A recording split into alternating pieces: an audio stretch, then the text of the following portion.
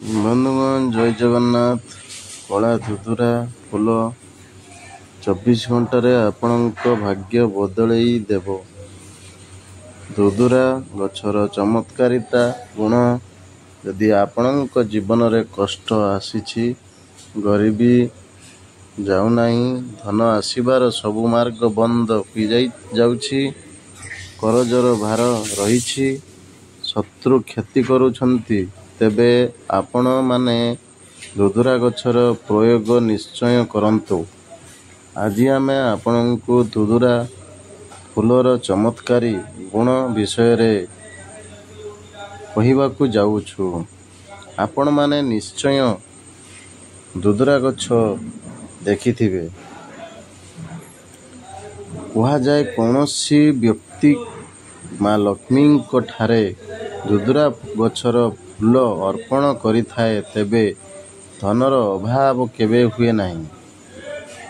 ଏହାର ପତ୍ରକୁ ଭଗବାନ ଶିବଙ୍କୁ ଅର୍ପଣ କରାଯାଇ ବୀଜମନ୍ତ୍ର ଜପ କରାଯାଏ, ତେବେ ସବୁ କଷ୍ଟ ଦୂର ହୋଇଥାଏ। ନବଗ୍ରହ ଠିକ୍ ନଥିଲେ ଏହାର ଗୋଟିଏ ଫୁଲ ଭଗବାନ ଶନିଙ୍କୁ ଚଢ଼ାଗଲେ ଓ ବୀଜମନ୍ତ୍ର ଜପ କରାଯାଏ, ମାନାଯାଏ ସେହି ବ୍ୟକ୍ତିର ନବଗ୍ରହ ଠିକ୍ ହୋଇଯାଏ। ବନ୍ଧୁଗଣ, ଭିଡ଼ିଓଟିକୁ ପୁରା ଦେଖିବେ। ଲାଇକ୍ କରନ୍ତୁ, କମେଣ୍ଟ କରନ୍ତୁ, ସେୟାର କରନ୍ତୁ, ସବସ୍କ୍ରାଇବ୍ କରନ୍ତୁ। ମହାଦେବଙ୍କର ବହୁତ ପ୍ରିୟ ହୋଇଥାଏ ଧୁତୁରା ଗଛ। ଧୁତୁରା ଫୁଲ 3 ପ୍ରକାରର ହୋଇଥାଏ, ଯାହା ଧଳା, ନୀଳ ଓ କଳା ରଙ୍ଗର। ଅନ୍ୟ ଏକ ଉପାୟ ହେଉଛି, ଯଦି ଆପଣଙ୍କର ଦୁଃଖ କଷ୍ଟ ଦୂର କରିବାକୁ ଚାହୁଁଛନ୍ତି ବା ରୋଗରେ ପୀଡ଼ିତ ଅଛନ୍ତି ବା ତନ୍ତ୍ରମନ୍ତ୍ରର ପ୍ରୟୋଗ ଶେଷ ହେଉନାହିଁ, ତେବେ ଏଥିପାଇଁ ଆପଣଙ୍କୁ ନୀଳ ଧୁତୁରା ଫୁଲ ଆଣିବାକୁ ପଡ଼ିବ। ବନ୍ଧୁଗଣ, ଧଳା ଓ ନୀଳ ଧୁତୁରା ମିଳିବା ବହୁତ କଷ୍ଟକର ହୋଇଥାଏ, କିନ୍ତୁ ନୀଳ ଧୁତୁରା ବହୁତ ସହଜରେ ମିଳିଥାଏ।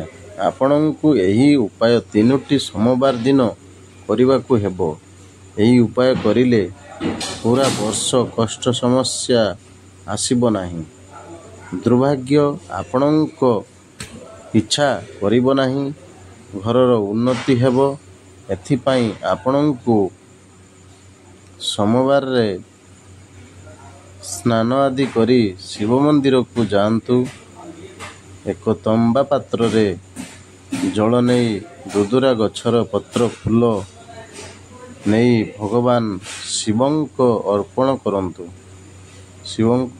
କରନ୍ତୁ। ଏହାପରେ ଓମ୍ ନମଃ ଶିବାୟ ମନ୍ତ୍ର 503 ଥର ଜପ କରନ୍ତୁ। ଏହି ଉପାୟକୁ 3ଟି ସୋମବାର କରିଲେ ପୁରା ବର୍ଷ କଷ୍ଟ ଆସିବ ନାହିଁ। ସେମାନଙ୍କ ଜୀବନରେ ଯାହା ବି ସମସ୍ୟା ଥିବ, ତାହା ଦୂର ହେବ। ଯଦି ଆପଣଙ୍କର ଶତ୍ରୁ ପଛରେ ପଡ଼ିଯାଇଛି, ଯିଏ ଆପଣଙ୍କୁ କ୍ଷତି ପହଞ୍ଚାଉଥିଲା, ସେମାନେ କରିପାରିବେ ନାହିଁ। ଏହି ଉପାୟ ଦ୍ୱାରା ଆପଣଙ୍କୁ ନବଗ୍ରହର ସାଥ ମିଳିବ। ଏହି ଉପାୟକୁ ଆପଣଙ୍କୁ 4ଟି ଶନିବାର କରିବାକୁ ହେବ। ଏଥିପାଇଁ ଶନିବାର ସନ୍ଧ୍ୟାରେ ସ୍ନାନ କରି କିଛି ଖାଦ୍ୟ ଗ୍ରହଣ କରନ୍ତୁ ନାହିଁ। ଏହାପରେ 1 ଲୋଟା ଜଳ, ଘିଅ, ଦୀପ, ଗୋଟେ କଳା ଧୁତୁରା ଫୁଲ ନେଇ ଅଷ୍ଟଗଛ ମୂଳରେ ଜଳ ଅର୍ପଣ କରନ୍ତୁ।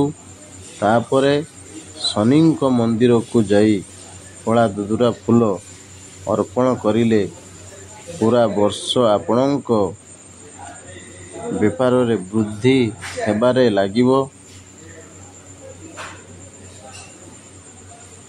ବନ୍ଧୁଗଣ, ଯଦି ଭିଡ଼ିଓଟି ଭଲ ଲାଗିଥାଏ, ସବସ୍କ୍ରାଇବ୍ କରିବାକୁ ଜମାରୁ ଭୁଲିବେନି। ଲାଇକ୍ କରନ୍ତୁ, କମେଣ୍ଟ କରନ୍ତୁ, ସେୟାର କରନ୍ତୁ। बेल आइकन को ऑल रे प्रेस करंतु। जय जगन्नाथ, जय भोलेनाथ, जय शनिदेव, जय माँ लक्ष्मी, जय धन्यवाद।